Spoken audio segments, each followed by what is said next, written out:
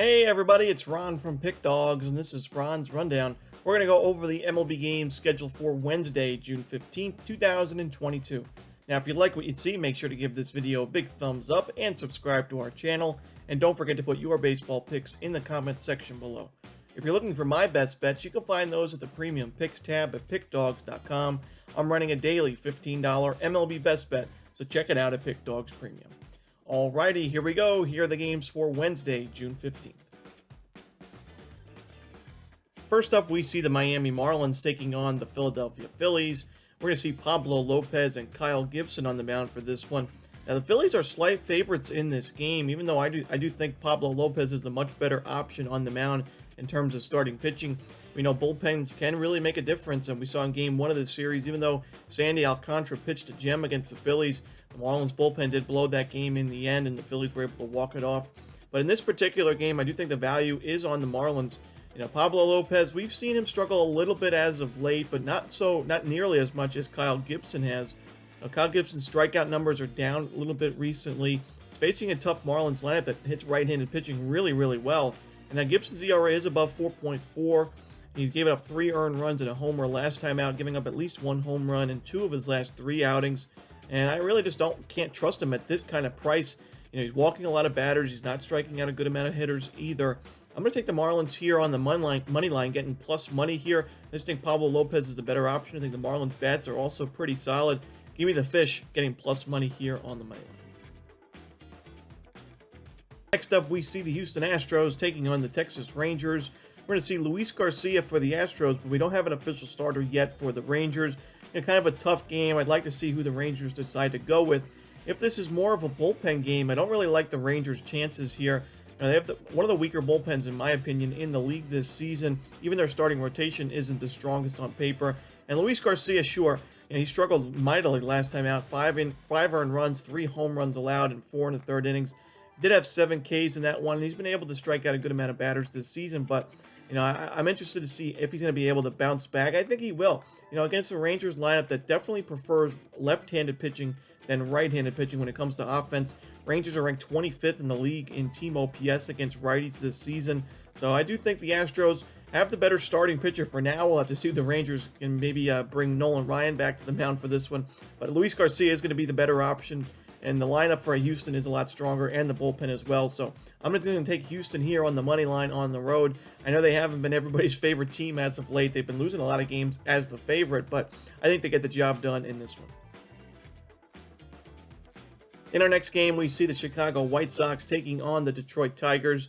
Now, we don't have an official lineup for this game quite yet, but we should see Vince Velasquez and Alex Faedo on the mound. We could see a pitching change, but if these are the starters, I do think there's going to be some value with the home team in Detroit. I think Alex Faedo is the much better option on the mound for the Tigers here. A 2.92 ERA, although I do think there's some regression in his game. I really worry about Vince Velasquez in this start and going forward. You know, Velasquez does have decent strikeout stuff, but he gives up a ton of home runs and a ton of walks as well. His last outing wasn't bad. 3 innings, 5 Ks, no earned runs against the Red Sox, but he hasn't been able to pitch too deep into ball games. The Tigers have been really good at home this season, even though, you know, they're well under 500 overall this year, one of the weaker teams in the American League. Only 2 games under 500 at the time of me recording this video at home. So they've been solid as the underdog role at home. I'm going to take a plus money here. We're probably going to be getting plus money. We don't know for sure right now, but I'm going to take the Tigers here on the money line. Next up, we see the Cincinnati Reds taking on the Arizona Diamondbacks. Luis Castillo and Zach Gallen are your starters for this one. Now, Zach Gallen and Merrill Kelly at the beginning of the season looked like a very dangerous 1-2 punch in that Diamondbacks rotation, but they've both had their fair share of struggles as of late. You look at Zach Gallen, he's given up at least 1 home run in each of his last 4 starts. He gave up 6 total runs, 4 of those were earned, and 2 homers in his last outing against the Phillies. Was only able to get through an inning and 2/3 in that one, and it wasn't just that start. I mean, he struggled a little bit against the Braves. He struggled against the Royals, giving up 6 earned runs and 5 1/3 innings. You know, the Royals don't really have the strongest offense, so you know, it's a little bit concerning to see Gallen struggles. His ERA is still below 3, but I do like Luis Castillo in this spot, especially if you're going to give me plus money here. I think the Reds overall actually do have the stronger lineup and bullpen as well. And Luis Castillo, last time out, 6 innings against the Cardinals, very good lineup, only 1 earned run allowed. I like the way he's pitching this year, even though he started the season late because of an injury. I think he's done a pretty good job for the Reds, and I think he's their best option right now in that starting rotation. Give me the Cincinnati Reds here. I think all the value's on them in this spot. Next up, we see the Kansas City Royals taking on the San Francisco Giants. We're going to see Jonathan Heasley for the Royals, but we don't have an official starter listed for the Giants quite yet. Now, I know the Giants prefer left-handed pitching when it comes to offensive success, but they're still in the top 15 in team OPS and isolated power against righties, and I do like their matchup with Jonathan Heasley. I see a lot of regression in this game that I'd worry about going forward. I do not think he's going to be able to hold that sub-4 ERA for very much longer. Sure, coming off a very, very good start against the Baltimore Orioles, 7 innings, only 1 hit with 7 Ks, but that's the Baltimore Orioles. Now you're going on the road to San Francisco. We've seen Heasley give up 3 earned runs to the Astros, the Guardians, the Diamondbacks, the White Sox, home runs against the Astros, Guardians, and Diamondbacks. The walks have piled up against those teams as well. He's given up 18 walks compared to his 22 strikeouts. That's a miserable walk to strikeout ratio. I just cannot trust him on the road in this spot. The Kansas City Royals offense has done a lot better recently than it did at the beginning of the season, but still 23rd overall in team OPS against righties, 25th in isolated power against righties, and against lefties hasn't been much better for the Royals. In terms of isolated power, 20th overall, and in terms of team OPS against lefties, 22nd. So a bottom 10 offense, any way you slice it. I don't like this spot for Kansas City. Give me the Giants here on the run line. Next up, we see the Minnesota Twins taking on the Seattle Mariners. Marco Gonzalez and Sonny Gray on the mound for this game. I like the under in this one. We're playing at a pitcher-friendly ballpark in Seattle. Sonny Gray has pitched really well in his last 5 outings, giving up 2 earned runs or fewer in all 5 of those starts. And Marco Gonzalez, not a guy that I really take a lot of unders with, but recently I have been impressed with his game. Last time out wasn't the best start. He gave up 6 walks and a home run, but only 2 earned runs and 2 hits against the Red Sox. But I think this is a good spot for him against a Twins lineup that is struggling against left-handed pitching recently. The beginning of the season, the Twins were doing fine against lefties, but since May 13th, so about a month ago, the Twins have been one of the worst teams in baseball offensively against left-handed pitching. They're 29th in the league in isolated power against lefties since that time, and 24th in the league in team OPS against lefties. Usually their leadoff hitter, Luis Arraez, who leads the league in batting average right now, usually sits against left-handed starters. He makes his way in as pinch hitter against righties in the bullpen, but he's a big missing piece of that lineup when he is out, and I don't think the Twins are going to have too much offensive success, at least in the beginning of this game, and I do trust the Mariners bullpen to do a good enough job late to keep this game low scoring. I think this is going to be a competitive ball game. I see a 3-2, maybe 4-3 final score at the most, but I like the under in the Twins-Mariners. Next up, we see the Atlanta Braves taking on the Washington Nationals. Spencer Strider and Eric Fedde are your starters here. Now, it hasn't been a very good week if you're a Washington Nationals pitcher. We saw in the beginning of the week Steven Strasburg was scratched after only 1 start this season. He's now on the IL, and it looks like it's going to be a really bad contract the Nationals have on their hands with him. Then we saw Josiah Gray warm up for the first game of the series. Then the game went into a weather delay before the game even started, and because Gray was warming up, they had to scratch him. They couldn't bring him out there after an hour-and-a-half delay. So that was a big disappointment. The Nationals had to go with a bullpen game, and you really don't want to go with a bullpen game if you're the Washington Nationals right now. Now you already had somebody make their major league debut a little bit earlier than they should have, and now Eric Fedde's going to be on the mound here for this contest, and I don't really like his chances. The Nationals are probably going to be able to do a good enough job against Strider to get some runs on the board because the Nationals don't really strike out much as a team. Strider more known as a strikeout pitcher, but Eric Fedde, I think, is going to have a far worse day.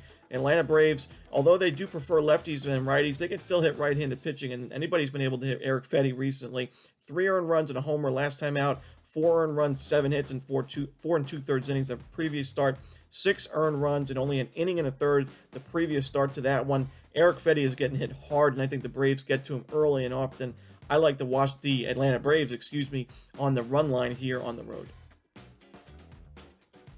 Next up, we see the Tampa Bay Rays taking on the New York Yankees. We're going to see Shane McClanahan and Nestor Cortez on the mound for this one.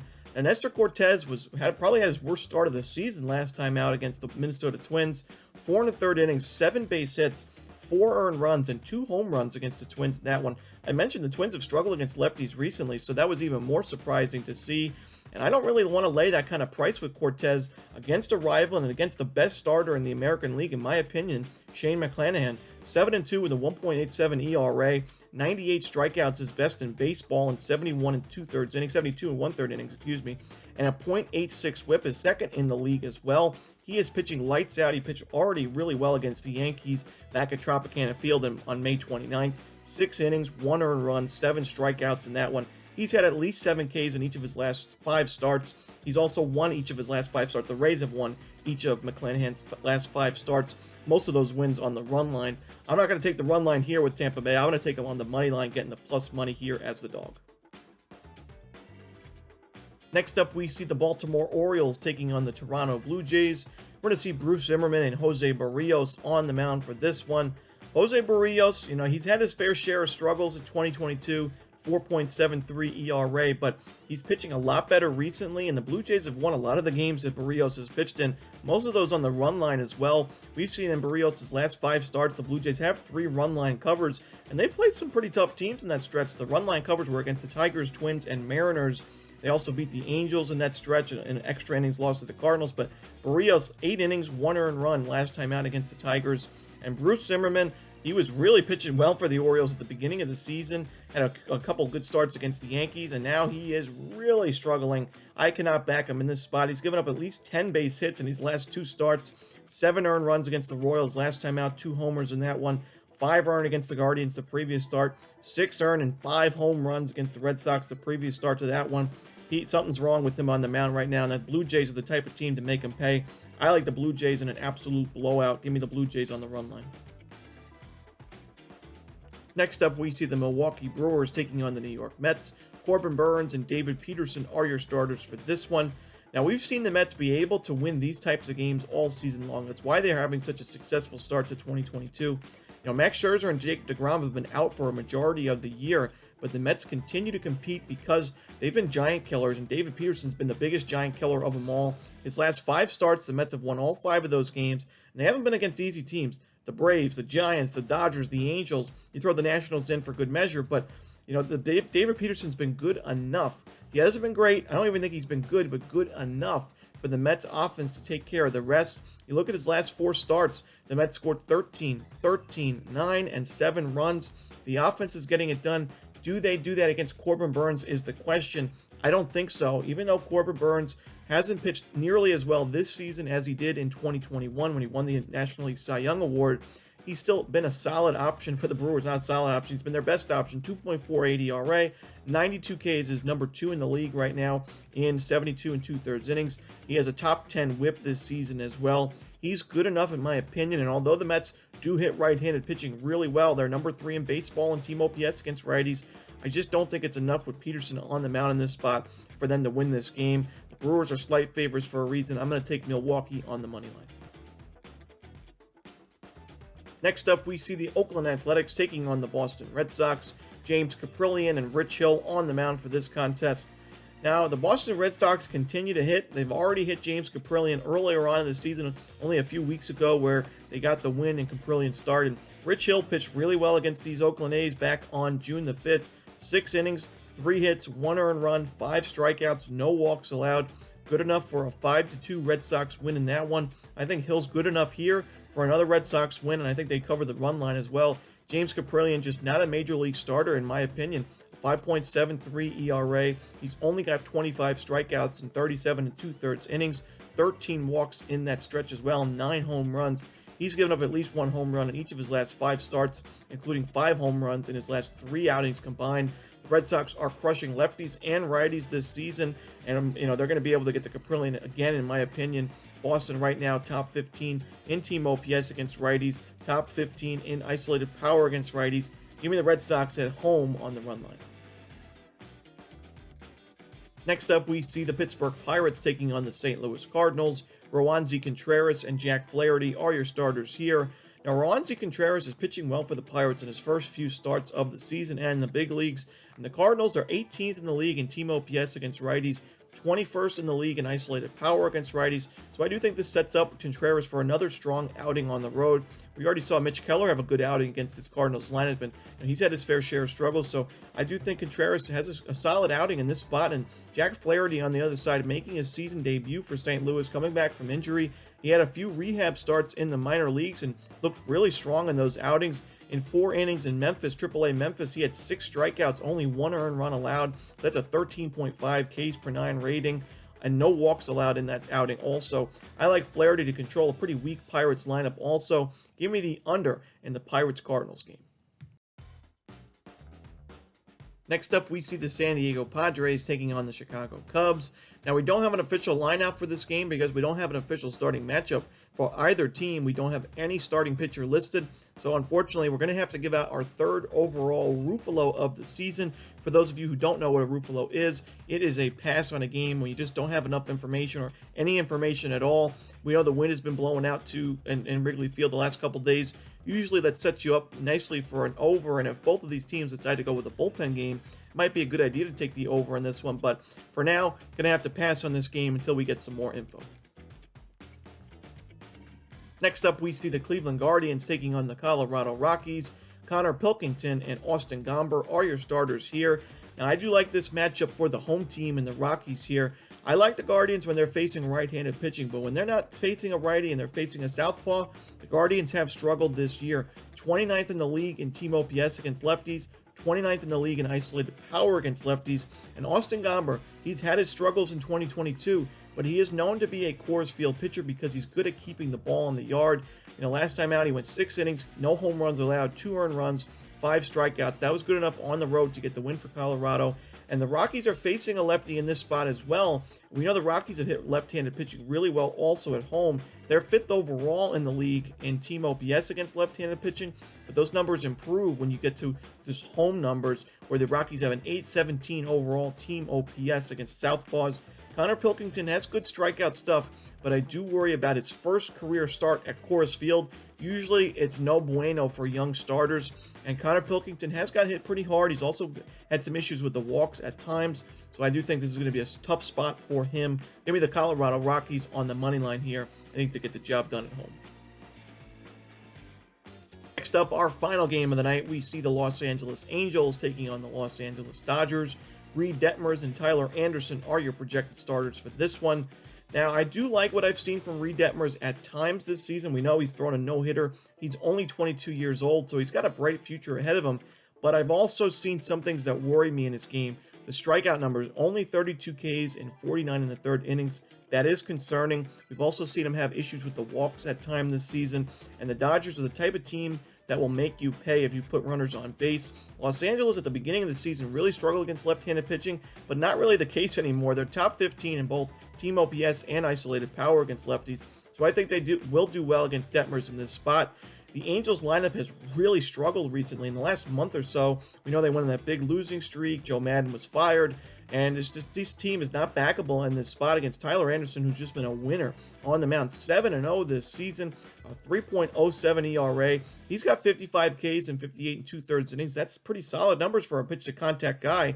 And although he struggled against the White Sox last time out, the White Sox are number 1 in baseball in team OPS against lefties. The Los Angeles Angels are not the White Sox. They're ranked 18th in the league in team OPS against lefties.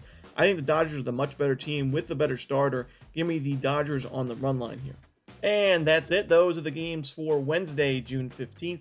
Hope you enjoyed this video. If you did, don't forget to hit that like button and subscribe. And don't forget to put your baseball picks in the comment section below. Again, if you're looking for my best bets, you can find those at the Premium Picks tab at pickdawgz.com. As always, this is Ron Romanelli. Good luck.